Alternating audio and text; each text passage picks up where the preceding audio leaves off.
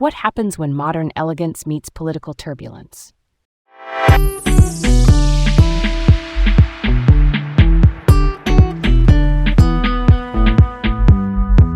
I'm Leah, ready to unpack some fascinating history today. And I'm Garrett. Let's dive right in. All right, here we go. Today we're exploring a truly captivating figure, Asma al-Assad, the First Lady of Syria, and her influence on the geopolitical landscape. Okay, here we go, from the top.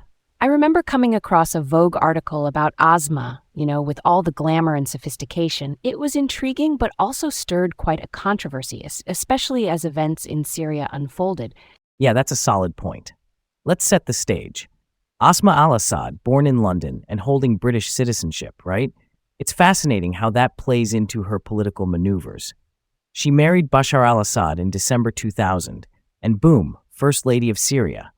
Absolutely, Garrett. And her background, she was deeply embedded in Western culture. She worked in investment banking before making the big move to Syria, bringing her skills and experience into her role as First Lady. It was like a bid to present a modern, Western-friendly image. Let's dig into this. Her marriage to Bashar wasn't just about love, It aligned the Alawite ruling class with the Sunni majority, which is a big deal in Syria. Her Western upbringing offered this unique narrative to offset the authoritarian vibes of the regime. Let's unpack this further. Asma was very active in advocating for women's rights and pushed for economic reforms. It seemed like an attempt to progressively transform Syrian society. But then, the war. The civil war in 2011, right? It really shifted the whole dynamic. Her initial initiatives, focusing on reform, became less achievable as conflict escalated. Even the Syria Trust for Development she promoted faced limitations. Right. And about that Vogue article, A Rose in the Desert, published in February 2011. It painted a flowery picture but backfired as the uprising intensified.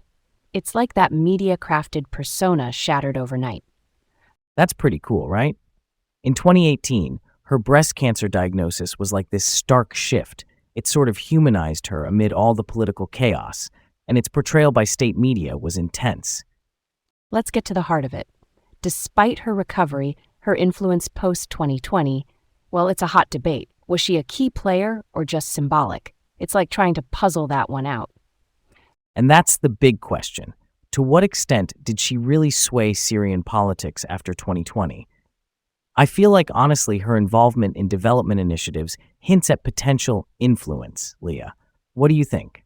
Well, Garrett, real talk. I think her influence is mostly symbolic. The regime, it's kind of Bashar's realm. But you're right, there's something about her development work that shouldn't be dismissed outright. Moving right along, let's get back to that Vogue article. Wasn't it symbolic of how fragile these media-crafted images can be? Sometimes they build up figures, but also complicate their legacies. Exactly, Garrett. And, it makes you wish for more rounded portrayals. Public figures, they're often seen through this narrow lens, which can totally skew public perception, right? And here's a cool thought to kick off. Studying Asma's story, it's critical for understanding global dynamics. It shows how personal narratives link up with bigger geopolitical stories, don't you think? Totally. It's valuable for exploring cultural identity complexities and power relationships in geopolitical contexts.